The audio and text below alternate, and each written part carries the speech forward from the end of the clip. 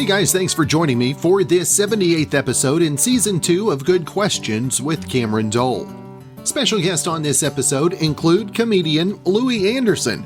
We'll talk about his upcoming live stream on rushtix.com. We'll also talk about the book Hey Mom, which is now available in paperback. We'll also visit with rock legend John Lodge of the Moody Blues. We'll be talking about his new single, The Sun Will Shine. And we'll also visit with Curb country music artist Jackson Michelson. He's got a new single, Tip Jar. We'll also talk about his introduction into music, upcoming dates, and more. Of course, if you would, please take the time to subscribe, comment, leave some feedback, check out the shop, and of course, share with your friends. Now, if you're feeling run down and tired lately, you're not alone. Now, even when you've gotten plenty of sleep, you might feel sluggish, so here are a few tips to help you find a little more energy during your day. Number 1, first thing in the morning, take 10 breaths. Just closing your eyes and focusing on your breathing can be an effective way to slow down and start your day more relaxed. Number 2, hydrate. A lot of experts say to drink a glass of water first thing in the morning, even if you're not thirsty. Coffee counts too, but make sure you get enough water as well. Number 3, exercise. Now, it's hard to find the motivation to work out in the morning, but people who do it tend to be more active throughout the day too. So it only leads to good things. Number 4, make sure you're eating enough. A breakfast that's high in protein and healthy fats can help maintain energy levels throughout the day. But don't eat too much sugar. Too much in the morning can cause a crash later on. And number 5, ignore your phone. When you check your phone or email first thing, you're letting someone else dictate the start of your day. And boundaries are really important. Always great to have one of my favorite comedians of all time, Louie Anderson, on the line with us. And Louie, first off, thank you so much for your time, brother. Oh, thank you, Cameron. How's everything? It's going as good as anybody else is, I think. Louie, how about yourself? Yeah, it's good. I'm here in Vegas. I'm getting ready for my special I'm doing. I'm working on a TV idea and trying to bring Life with Louie back, and just celebrated Mother's Day. Had a really nice, talk with my brothers and sisters and my nieces and nephews about my mom and their moms, and it was a nice day to celebrate and think of my mom. There you go. And speaking of that, we'll talk about the live virtual comedy special coming up in a moment. But the book, Hey Mom, now in paperback, and with you mentioning Mother's Day first off, wanted to give you a chance to talk about the book, Hey Mom, now available in paperback. Yeah, I was working on baskets and was at Galifianakis, and I came home from a long shoot, and I decided I really missed my mom, and I wrote a long letter to her. She's no longer with us here on Earth, but always in my heart. So I wrote this letter, and I had so much to say. I kept writing these letters, and I wanted to know all these answers to these questions I had. I wanted to know how much I cared about her and how much she did for me. And it became a book called Hey Mom that people seem to really enjoy. And I always think this way: if a book helped me that I write, it's going to maybe help or shed some light on someone else's life. That's all I'm trying to do. I want people to think of their mom as their friend, and be able to say and talk to them about anything, so that when they're gone, they don't have regrets like that.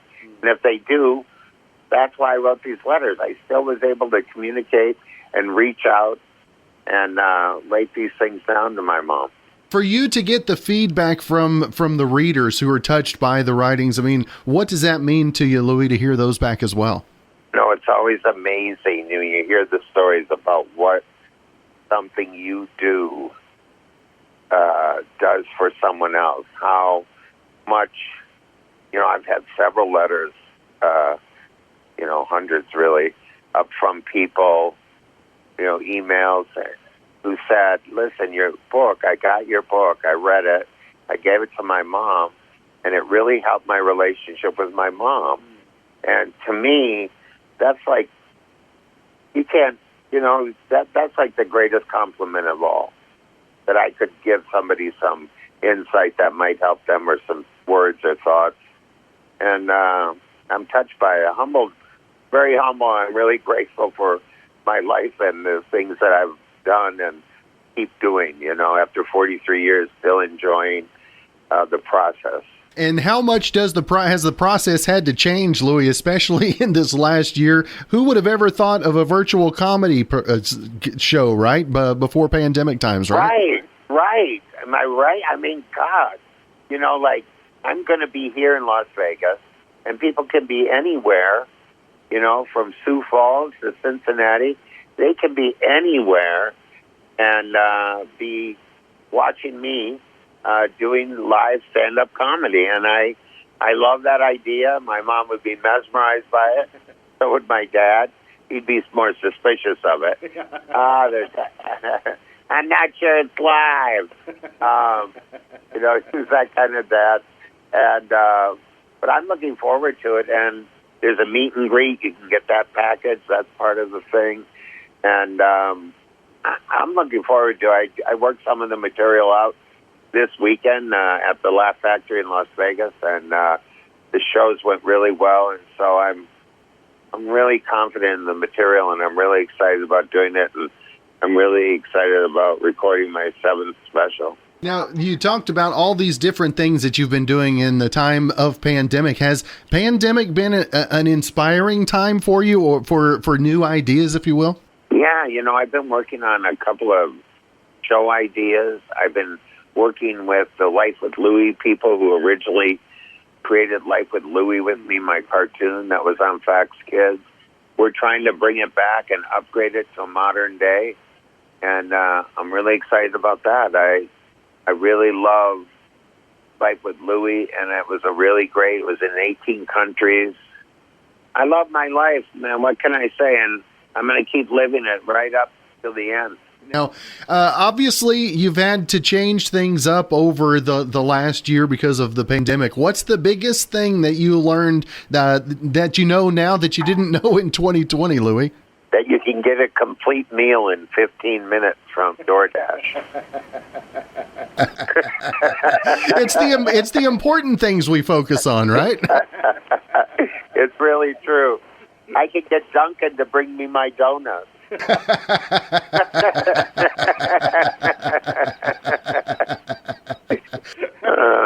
That's awesome. I think what I learned most, I really did learn one thing, who my friends were during this, and who cared about me and who I cared about.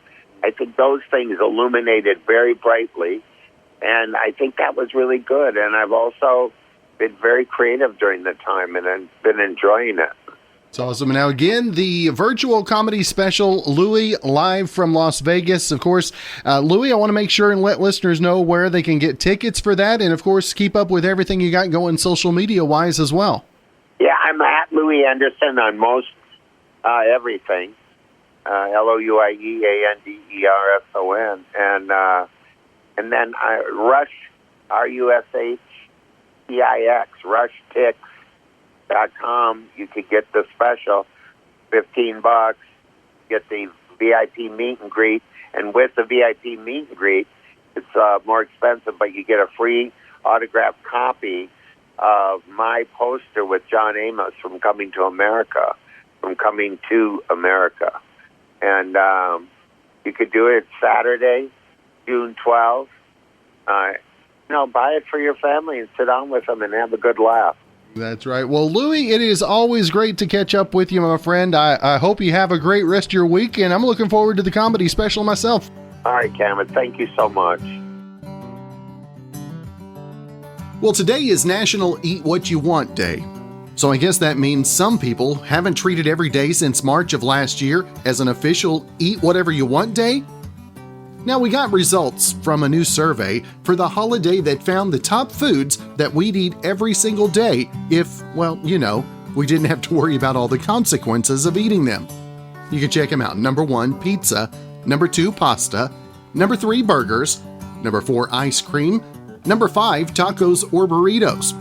Number 6, chocolate. Number 7, fries. Number 8, donuts. Number 9, cake. And number 10, Chips. Great to visit with John Lodge. You remember him from the Moody Blues. And first off, John, excited to talk about the new single today. Thanks for taking the time. Cameron, hi, how are you doing? Doing well, and the new single was actually just checking it out before we came on the air. The Sun Will Shine, and John, a hopeful song, and coming out of this pandemic, perfect timing for the single, wouldn't you say? Well, yeah, I wrote it during lockdown.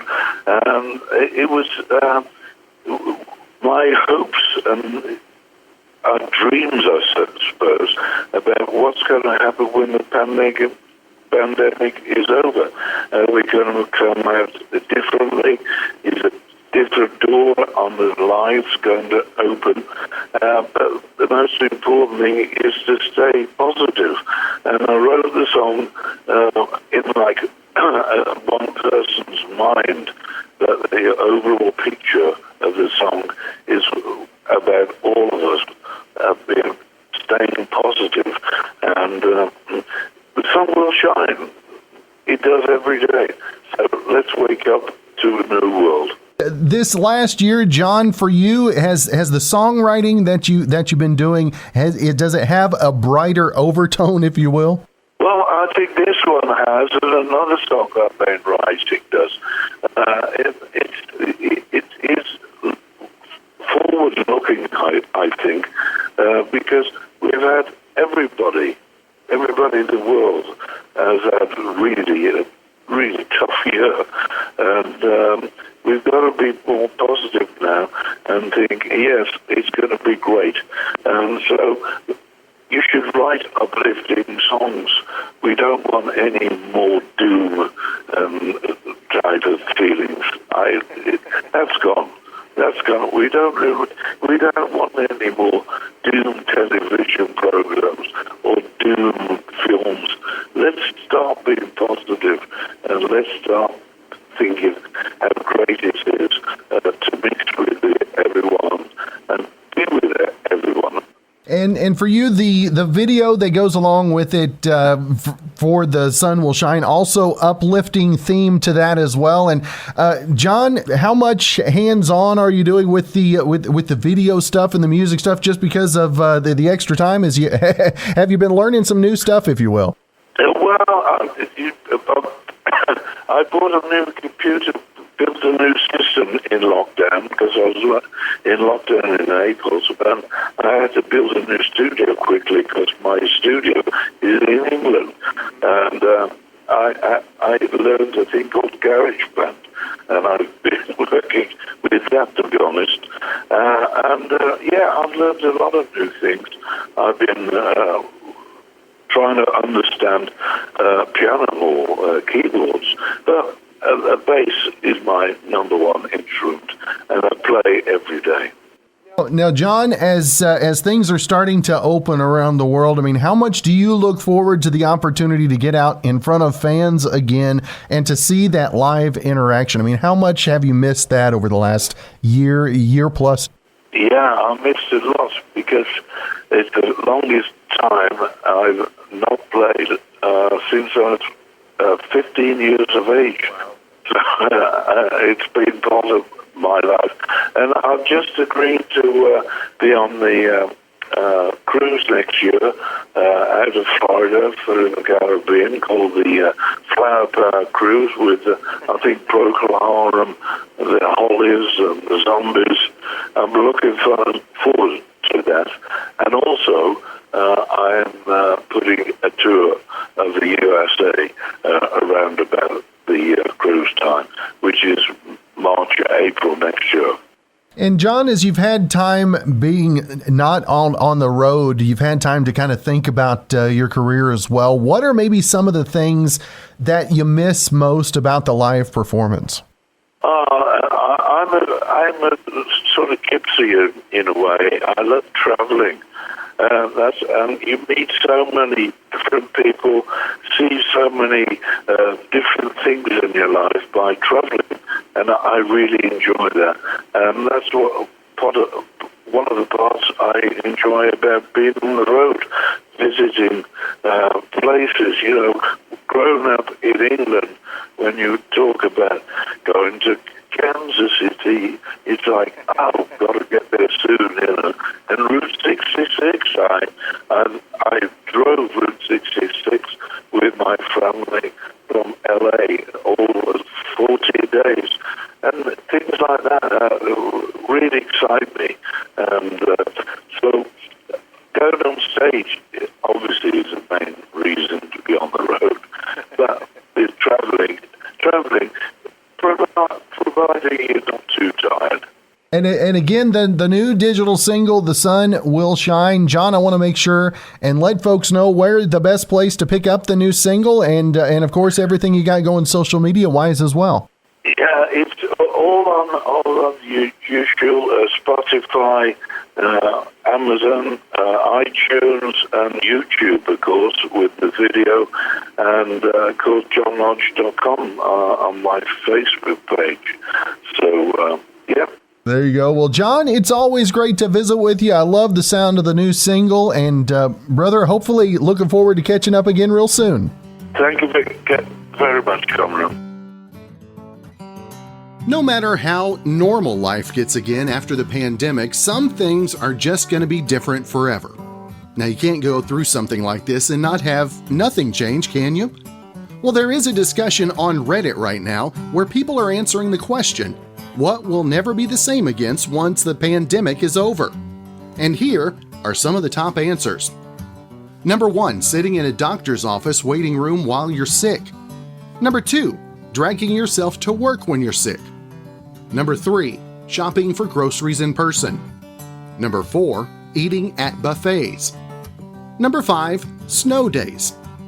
Number 6, boundaries between work or school and home. Number 7, commuting every single day. And number 8, quote, the blissful ignorance of sticking my fingers in a random bowling ball, then proceeding to eat food without a care in the world. Our final guest on the podcast today is country singer, songwriter. I hate to bring him into a genre, though. Singer and songwriter from the West Coast, now based in Nashville. Jackson Michelson with us today. And first off, Jackson, I appreciate you taking some time, brother. Absolutely, man. Thanks for having me. Coming from West Coast to Nashville. Now, was it an immediate thing, or did you kind of feel your oats a little bit West Coast before heading into Tennessee? You know, I spent about 7 years touring up and down the West Coast, just night after night. At first, I was in a band with my brother called Root Down, and we were really building some steam, and that was really fun. And I played bass and sang with my brother, and super entertaining, fun band, just great West Coast vibe. And I started writing my own songs, you know, at a really young age, and they came out country because I'm from the grass seed capital of the world. And eventually I came out and just started playing shows. And at first there was like 13 people at a casino, and they were like playing their slot machines, like, turn it down. I can't hear my slot machine dinging. And eventually, you know, people started coming back in these towns up and down the West Coast, and started selling out some venues.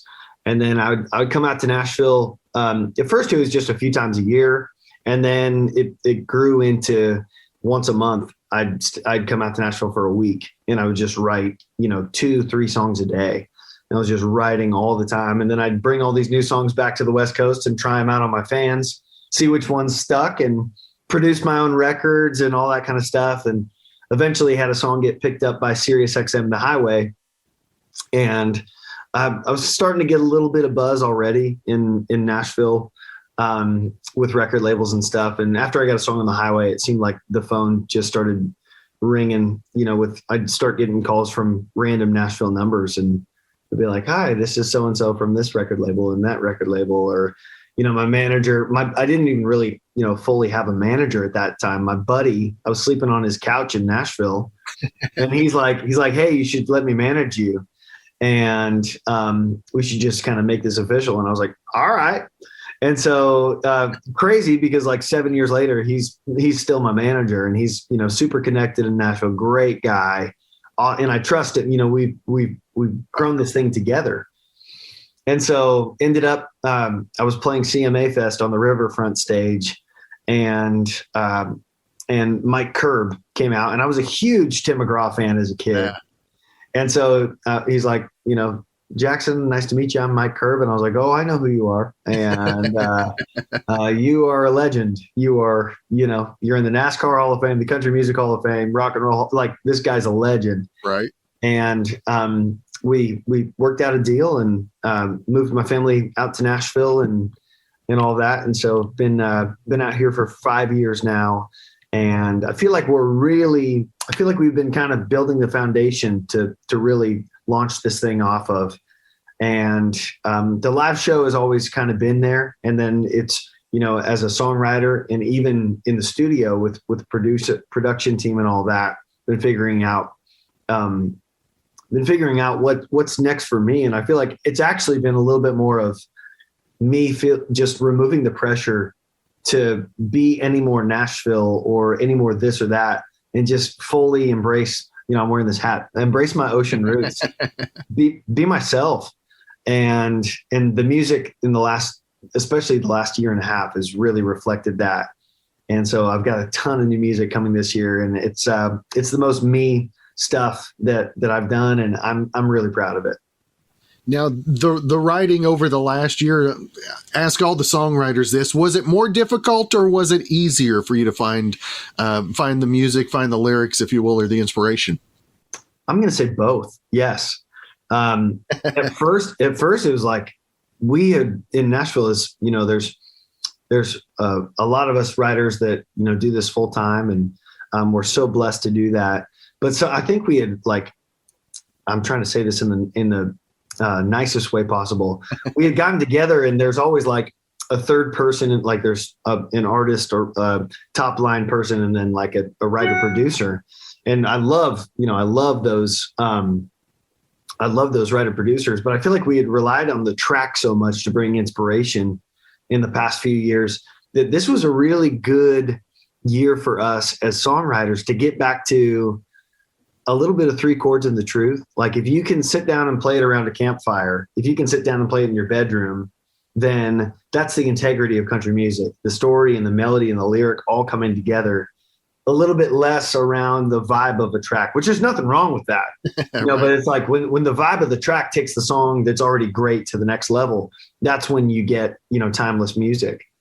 And so I think just sitting around, I've written so many songs just two-way like this, you and me writing a song on Zoom. And it's really gotten to be like, let's make this lyric bulletproof. Let's make this melody, the strongest it can possibly be. And it doesn't have to hide behind any sort of production, or we're not even thinking production yet. Let's just get this as tight as it can be and move on from there. And so for me, it's been a little bit of a breath of fresh air, because it brought me back to like falling in love with writing songs for the first time. It's just, hey, let's pick up the guitar and make it happen.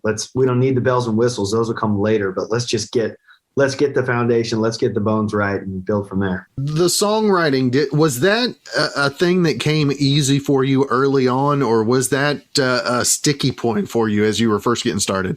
My older brother was an artist, still is an artist on the Christian music world. And so he's 10 years older than me. And when I got a guitar at 10 years old, he was, out playing. And so I honestly didn't ever think of, I'm going to play guitar and not write songs. The moment I got a guitar, I started writing, because that's what my brother did. Right. And so it was like, okay, I have a responsibility now that I know these four chords. I got to write a song. And so I remember just writing songs, and some of them were awful, just awful. But you got to get through those bad ones to get to the good ones, And I feel like I learned a lot of things at a very, very young age from just diving in and being in a safe environment to do that. And my brother would encourage me, my mom would encourage me, and just put your heart on your sleeve and get it out there. So yeah, it was one of those things where it's like, if playing guitar and writing songs, I don't see them as I would even like teach guitar lessons when I was in high school, and the kids I was teaching, I'd be like, now you need to write songs with it. And I found that the kids that would actually do that, they bought into playing guitar more. And because playing guitar is great, but it's like, for me, playing guitar is a tool that I get to use to write songs and to entertain. And I love to play guitar, but in and of itself, it's a means to be able to do what I do as an artist. Now, you talked about 10 years difference between you and your brother. Was there ever any sibling rivalry that kind of pushed you in any certain directions, if you will? Man, so he's my stepbrother. My mom married his dad when I was 9. He was 19. And so, man, I don't really think there was ever a sibling rivalry or anything. I always just idolized him. He's still my hero. He's one of the best entertainers that I've ever known. Just electric. All eyes go to him. Unless I'm on stage, of course, and then I steal him away. So maybe that's some rivalry when we were in the band together, trying to one-upmanship. Yeah, which was so healthy for us to have that. I call it chemistry, not a rivalry. Yeah. We were able to play off each other so well. But no, my brother is my hero. He's so talented, and he's always just one of the best for me, and me for him too. So it's really cool to kind of follow in his footsteps. And he got a record deal when I was 11 years old. He signed a record deal. Wow. And so I always knew that it was doable to be a small town kid from Oregon and to get out there and do it. But I knew it was I saw how hard he worked, and I knew I was going to have to just give my all to it. And thankfully I've had the support of my wife and the rest of my family to get out there and do it. Now, you talked about hard work this last year. How hard has it been to put in the hours that are necessary for vocals, for instrument, for writing and all that? How hard has it been to find those? Obviously, you've got the time, but how hard is it to actually sit down and do that? This year, I think all of us artists, especially in Nashville, country artists work really hard. Yeah. And that's one thing. If you see anybody up there at the top of the charts or out there that's making a name for themselves, whether you like their music or they're your favorite artist or not, I tell you what, they deserve it, because you cannot have success in country music without being a really hard worker. And we do a lot with radio, a lot of free things with radio all the time, and all of that, which is so honored, because we get to have that relationship with our radio format, and it's a responsibility, and it's they take great care of us and we take great care of them, and that's one thing, but it's a lot of work. There's 2,000 country stations, and you got to be out there, you got to be present. So but I'm so used to being on the road and busy 200 something days a year that this year it was like a pivot to, okay, it's songwriting, and which I've always written a lot, but this year it's exclusively writing and studio. And so it was just, that discipline of, I'm going to write 3-4 songs a week, and at least, and then thankfully, the way that my release schedule kind of panned out to where I was going to be releasing a lot of music this year. So it was a good kind of rebuild. How like NFL franchises, they have rebuilding years, and this was kind of like a rebuilding year to like reload and get ready to put out my best. And I'm really, really excited about what we're putting out right now. How different do you think the landscape of music's going to look over the next few years as a result of all the things we've had to learn? Like you talked about the songwriting with Zoom. I mean, are there ever going to be the regular just songwriter meetings, you think? I think so. I think we miss the energy, the energy of being in the room together. I miss that 30 minutes of catching up on people's lives. Right. It's like our writing schedules have gotten a lot shorter. Like usually it used to be like 10 to 2, and now it seems like it's moved from 11 to 2. And so it's just getting shorter and shorter. But it's something that I definitely think we'll get back to that at some point. But in the meantime, I'm meeting with some people in person and some people just back to the Zoom and all that, which is great. Now, on the Zoom rights, what was that? Give me one of your horror stories of a Zoom right, if you will. Man, I'd say actually my current single, Tip Jar, is it started out as a horror story and turned into like something amazing. My buddy, I tease him about it. My co-writer, Patrick Menzel on my current single Tip Jar, he's like, oh man, I totally spaced it. He's on the Eastern time zone. And so like time's different. It's weird. He's somewhere in Pennsylvania. I think he's from Pittsburgh. And he texts me and he's like, and meanwhile I'm like sitting down to write, and he's like, hey man, I'm at the bank. I'm going to be late. Just hold on. And so I just start writing. I had this title Tip Jar in my phone for like 2 years. I tried to write it with a couple people, and we just couldn't find the right angle. Like we couldn't find the right approach to be like, that's a really cool title, but like, what would the song be about? And so I sat down, and eventually it was like, I just played this little like boom boom bottom bam, and then it just came out of my mouth. I guess I'm going out tonight, and I was like, oh, I guess it's a breakup song.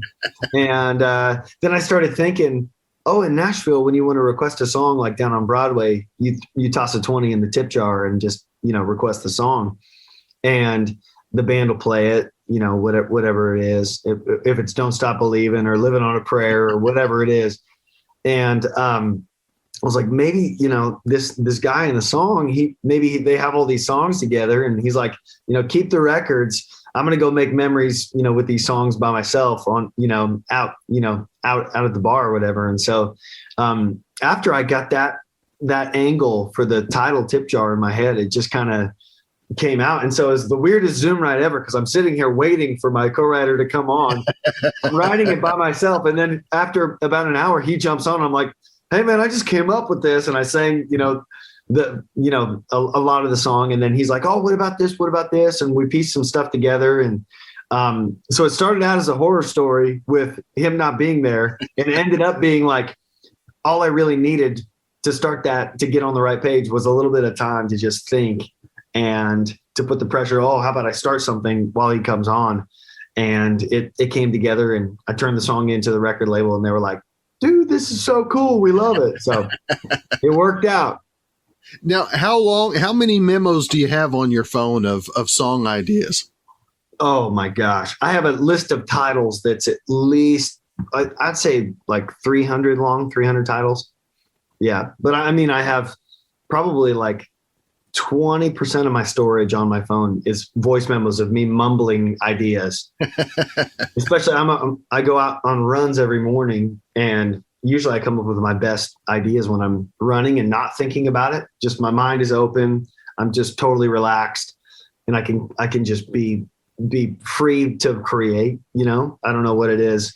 I think it was actually Paul Simon said he came up with the best ideas when songwriting was secondary. So he would always like bounce a ball against a wall, and like a rubber racket ball or a tennis ball. And that would free his mind up to be the most creative. I was like, that's so interesting, because I'm the same way. If I'm doing something else, even if I'm eating a snack, I'm a better songwriter when I'm doing something else. It's really weird. Where is the hardest point of the songwrite for you? Is it getting started, or is it the saying that it's done and you're ready to walk away? Man, I think the hardest part in co-writing is everybody getting on the same page with the same idea from the same angle. Because you can have a title like Tip Jar. And I mean, you could write Tip Jar 20 different ways. And right. I brought that title to a lot of songwrites before. And, it's like, oh, do you want to make it a message song? Like the world's a big old tip jar waiting on a little change? Or do you want to make it like a sad song? Like, I'm just alone here. It's just, me, with a broken heart, just me and this tip jar, something, there's so many different ways you can go about. I could list off 15 different ways to write Tip Jar, but what is the right way? And what is the right way to match the feeling of the song, to match the melody? And, it's really interesting. And so you find those co-writers that you have similar instincts with, and your strengths complement each other and your weaknesses complement each other. And it's a weird thing, man. I've been in rooms with two incredible hit songwriters that have written, many, many, many number one songs, and they can't get on the same page. And then I've been in rooms with a hit songwriter and somebody who's just learning how to write, where it can be magic, and you just never know. It's all about the combos. It's all about it. That's awesome. Now, Jackson, what's it like to get feedback from the listeners, especially in 2021, coming out of all the craziness? Tip Jar, a little upbeat, a great get ready for summer type song to get those vibes from the listeners. What's that like for you, brother? That's special. That's when the rubber meets the road. Is like, as an artist, we can just play these songs in our rooms, in our bedrooms, or in our offices, or for our families and all that. And we love that. But ultimately, it comes down to, I'm an artist and I'm an entertainer because I write these songs and I want to share them with people. And if my music can make somebody feel the way that other artists' music makes me feel, that's what it's all about right there. And so it's all about sharing. Music is a gift and you got to share it. And so when I hear people like, oh my gosh, I love this song, it feels so good, it just puts me in a great mood. It makes me so excited to be out there on the road playing this song, hearing people sing it back, and have that moment together where music brings us together. And it's so special. You can't even describe it when people start resonating with an idea that you had, that was a title in your phone for 3 years, and then you're able to put it out there and they're like, this makes me so happy. It's like that's what it's all about right there. Well, I know what makes you so happy. I was perusing through your socials before we came on. Oh yeah. And you've got a little bit of excitement. I know you got some dates that are on the board now, and how excited how much sleep are you going to get now between now and Daytona? I'm going to try to get as much as I can. But I'm pretty fired up, man. I think we announced like 7 or 8 shows in the next 2-3 weeks, which is amazing to have. From no shows for a year to having 7 or 8 in a couple of weeks is pretty awesome. And then we're about to announce a whole slew of other dates that are coming out, and I'm so thrilled to be back on the road. It's one of those things where I knew that I always loved it. I knew that it was, my passion was to entertain people and to bring people joy. And we always, huddle up as a band and say a prayer and before we go on every night. And we just, we pray that we could bring joy and that we could leave people feeling like they are a little bit lighter than when they came in. And music can do that, and God's given us a gift of music that, like I said, we're meant to share it. So to be able to be back out there traveling the country playing music is, I can't even communicate the gravity of how that I feel like I've grown probably 1.5 inches just standing taller, feeling better, and I'm pumped up, especially with a song like Tip Jar. Like that's one that was made to play live. That's right. And now, Jackson, if folks want to keep up with the upcoming tour dates as those become released, all the socials, the music, where's the best place to keep up with everything? I'm probably the most active on Instagram. You can follow me at Jackson Michelson. And the last name is spelled Michelson.